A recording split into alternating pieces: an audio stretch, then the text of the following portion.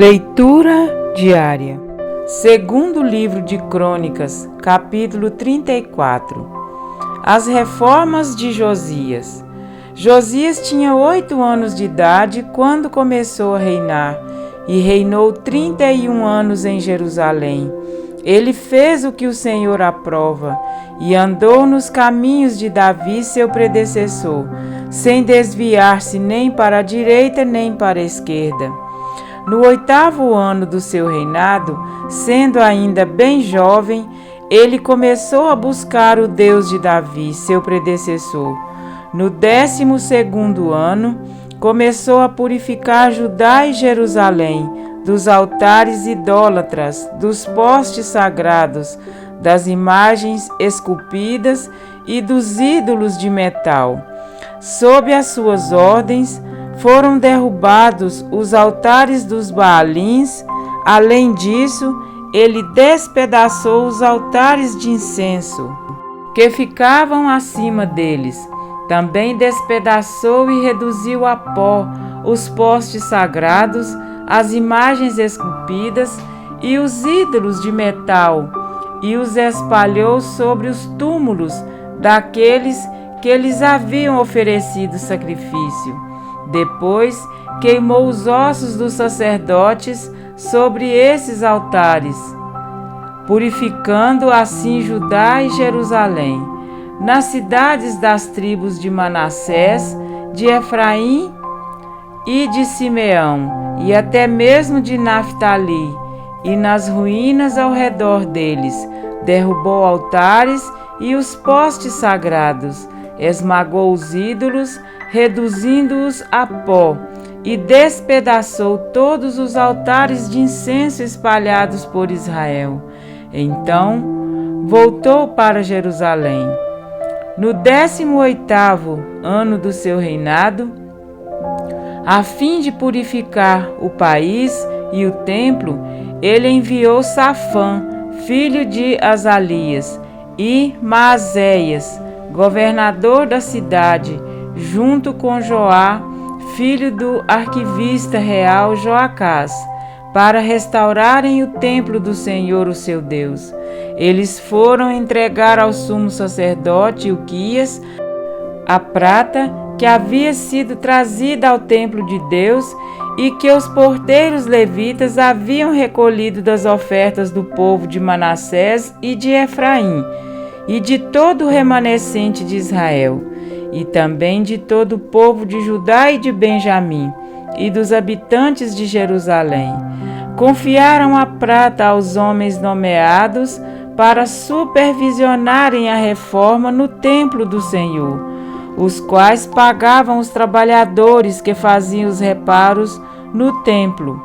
Também deram dessa prata aos carpinteiros e aos construtores, para comprarem pedras lavradas e madeira para as juntas e as vigas dos edifícios que os reis de Judá haviam deixado ficar em ruínas.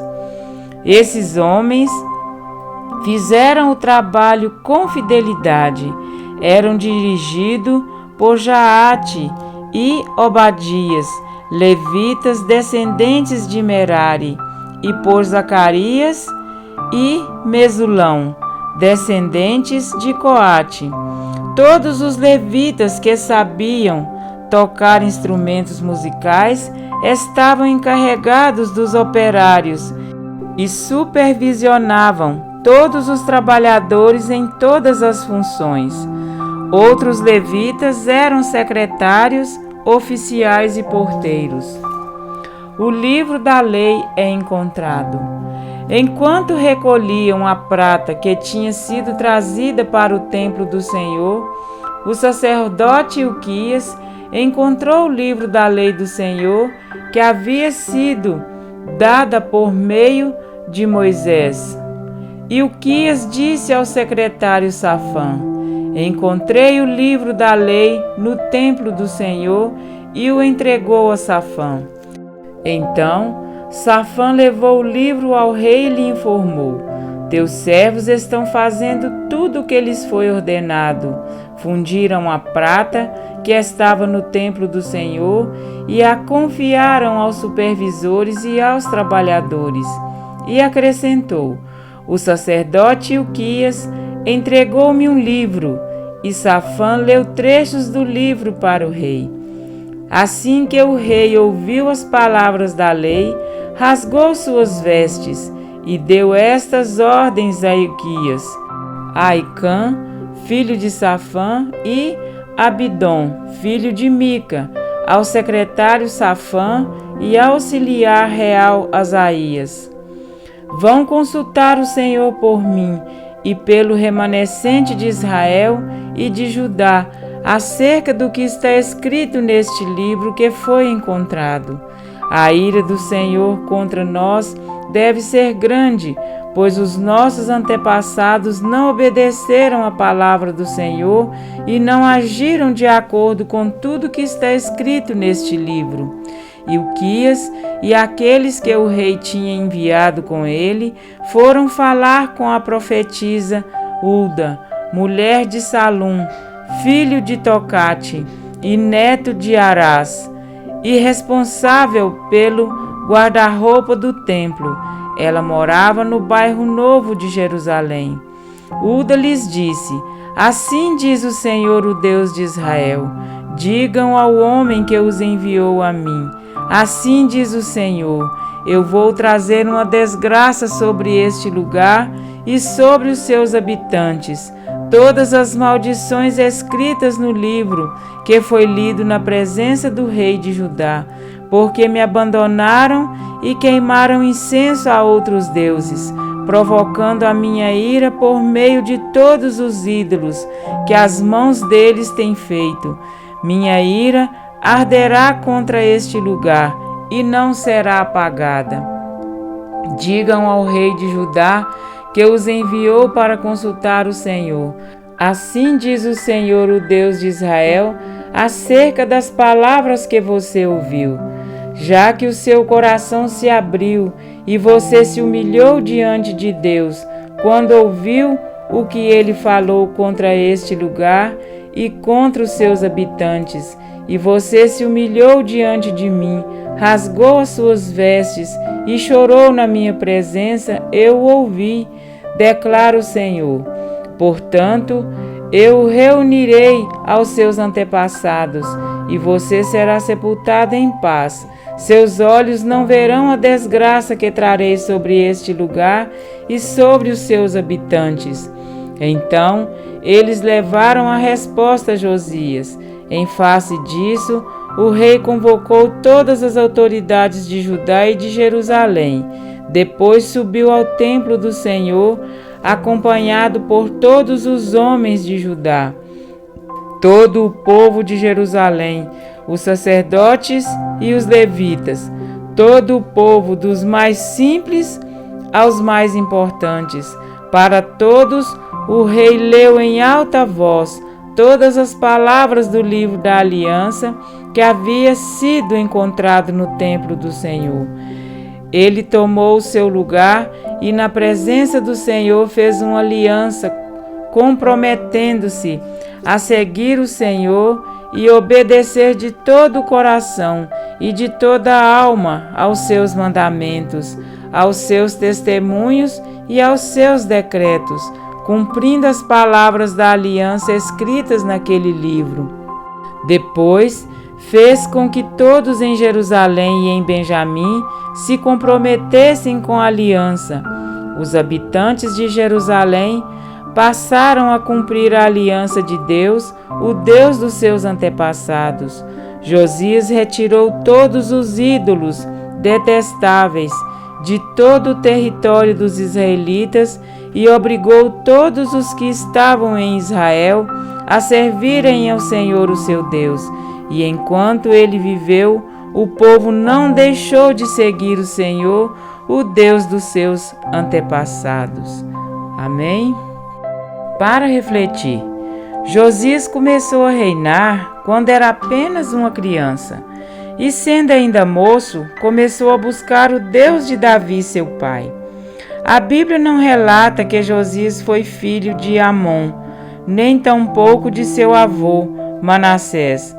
As Escrituras escavam a genealogia e retrocedem até Davi, o homem segundo o coração de Deus. Pois bem, Josias, filho de Davi, foi tão fiel ao Senhor que não se desviou nem para a direita nem para a esquerda. Há um só caminho traçado para a humanidade, e este caminho é Cristo Jesus. Mas como saber se estamos na direção correta?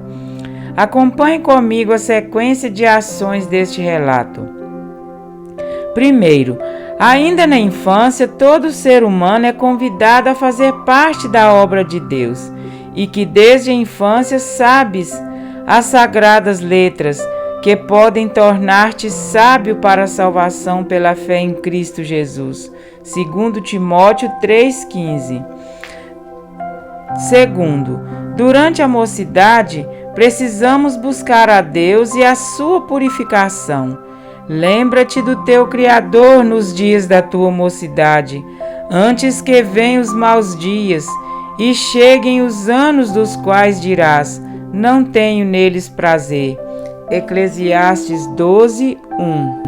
Terceiro, a nossa conversão precisa ser acompanhada de missão, levando outros a seguir pelo mesmo caminho, utilizando o único meio eficaz que existe, o exemplo, pois que também Cristo sofreu em vosso lugar, deixando-vos exemplo para seguirdes os seus passos. 1 Pedro 2:21. Após o reavivamento, segue-se a reforma, a reparação de tudo que antes eram ruínas. Andemos em novidade de vida. Romanos 6:4. Quem se entrega ao Senhor de todo o coração e de toda a alma, busque em sua palavra as orientações que o levarão a andar em retidão. Guardo no coração as tuas palavras, para não pecar contra ti. Salmo 119:11. A verdade contida na Bíblia começa a ser revelada com clareza, e também com clareza passamos a enxergar nossos muitos pecados. E é justamente isso que nos faz reconhecer a nossa indignidade diante da infinita graça de Deus. A cada descoberta percebemos o quanto estávamos envoltos em escuridão e o quanto Deus nos ama. E ao experimentarmos a luz que vai crescendo pela comunhão com a palavra, descobrimos o caminho sobremodo excelente. Mas a vereda dos justos é como a luz da aurora, que vai brilhando mais e mais até ser dia perfeito. Provérbios 4:18. E fechando com perfeição, a palavra de Deus é útil para todos, desde o menor até o maior. E não é apenas para ser estudada, mas também praticada. Tornai-vos, pois, praticantes da palavra, e não somente ouvintes, enganando-vos a vós mesmos. Tiago 1:22. A liderança espiritual de Josias foi tão firme que, enquanto ele viveu, todo o povo não se desviou de seguir o Senhor. Josias sabia em quem acreditava. Sua fé não estava condicionada a pessoas ou circunstâncias, mas o povo esteve condicionado à obediência enquanto Josias estava vivo. A sua salvação não depende dos outros, mas de suas próprias escolhas. Se você, jovem, é obediente só quando seus pais estão por perto, sua fidelidade é condicionada. Se você faz seu trabalho com dedicação apenas quando está sob as vistas de seu chefe, o seu desempenho é condicionado. O Senhor nos convida a unir a sua aliança de forma pessoal e por inteiro. Estude a Bíblia sem pressa, com zelo e com inteireza de coração. Então Deus nos aperfeiçoará e nos conduzirá pela mão até o reino do Filho do seu amor. Amém?